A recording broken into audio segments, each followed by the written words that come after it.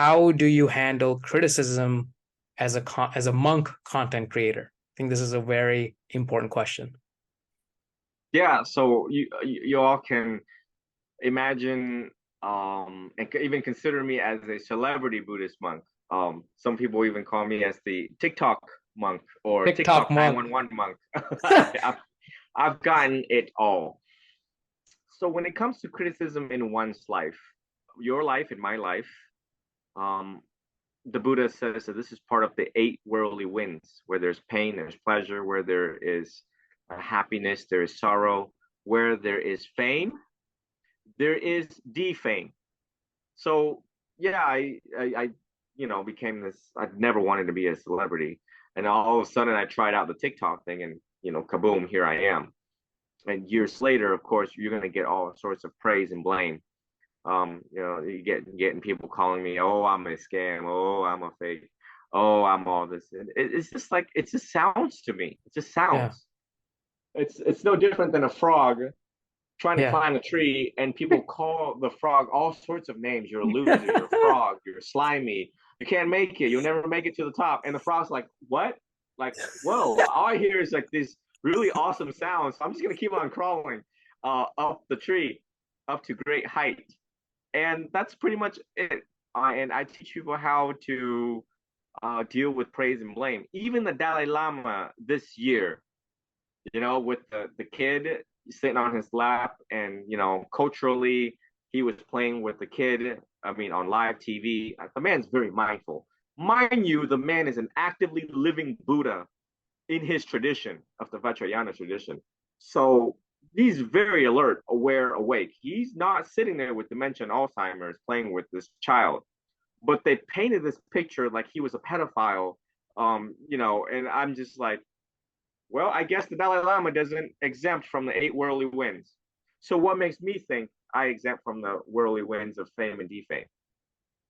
And hey, it's the world we live in, right? You can't please everybody. There's No. also attacks from other traditions, where they says, my God is awesome and your God sucks. And you just have to deal with that too. And you're like, all right, fine. Everyone is good. That's why when speaking about gods, I include Christ, Allah, Vishnu, everybody in there because they're all awesome to me. And I lived my life one day that I had to justify to all of them. Imagine they're like a jury panel sitting there, and they're like, Tri Dao, when you were on Earth, what did you do? Because obviously it's either good or bad. Because you didn't take anything with you, you can't. There's no U-Haul behind a hearse.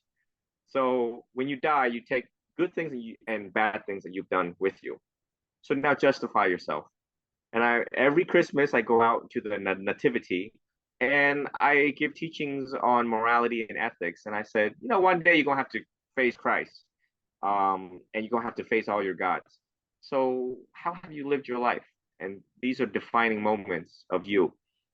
So I try to live my life as blameless as possible, observing 227 rules.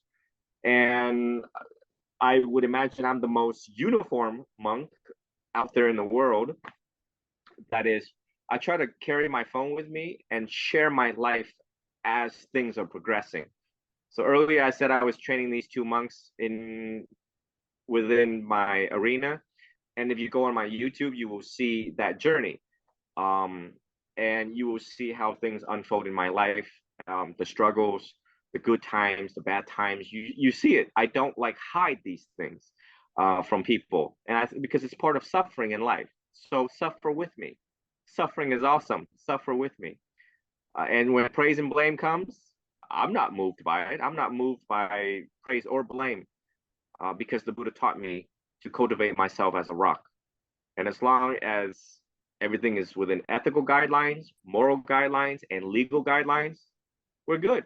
And I've been trained by the Supreme Court in Florida to live a moral life, an ethical life. So I know better. So you do better. Totally. Totally.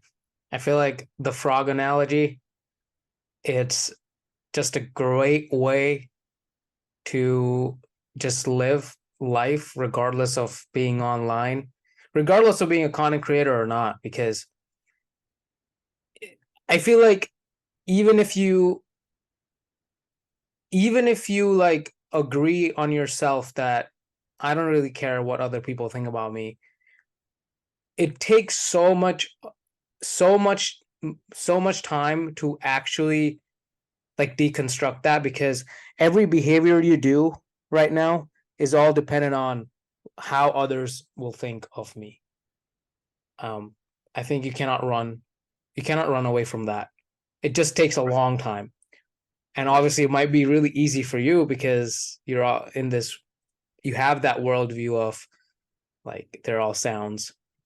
But I think for the general people, it just takes, it'll take a long time. But it's, I think that's why I also started content creating, is that I could face struggles, like hardships, because I have received so many comments, and either I just take those comments and think about it all day, become angry, resentful, or I could do nothing.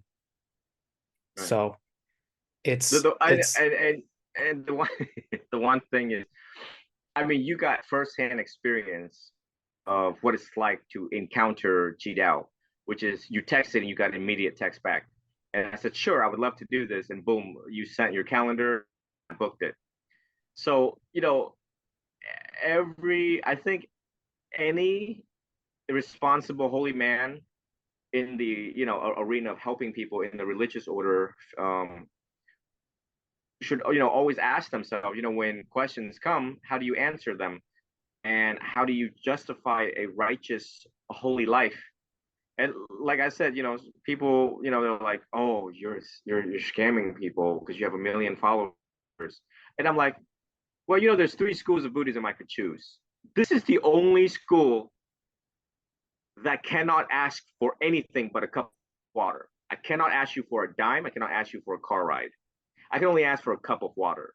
So I state the rules every time when we're doing fundraising and stuff like that.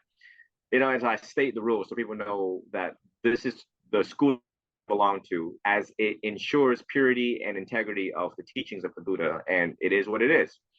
And then it's like, where do you want to poke holes now? It's like, and I've also, so if people think that I've gotten millions of dollars, just say uh, for fun, I've already also consented to a warrantless search. So I did it publicly. Like no holy man have ever consented to a warrantless search on YouTube. Like federal agents and FBI, all of them are listening. And if you think that I'm fraud, then anyone can call the FBI. And it's like, yeah, so praise and blame. It's funny. I mean, you just watch the world and see how much work we have to do to cultivate loving kindness for all of them. Because obviously, our political system and educational system did a number on our humans, our fellow humans. So I'm just an experiment. I'm just this guy in orange, and you get to see praise and blame left to right amongst people who were before me and previous cardinals and priests and everybody else. I mean, once you rise to that magnitude and caliber, you become a target. And it's exactly that. And I mean, I eventually at the end of my life, I'll probably teach a lot of ethics and morality to the next emerging generations of monks, because you got to make an impact in the world and change the world in some way. And as you do that, you become a target. Mahatma Gandhi was a target. Dr. Martin Luther King was a target. And so, how do you deal with that criticism and public shaming? You get all that too, the good and the bad of this world. But hey, it's fun in this world. Heaven resides here on this planet. People think nirvana is another place that you go to after you die. No, heaven or hell, you make it here on this earth. So that's why it's important to live a good life as it results a good death. very inspiring words, I have to say.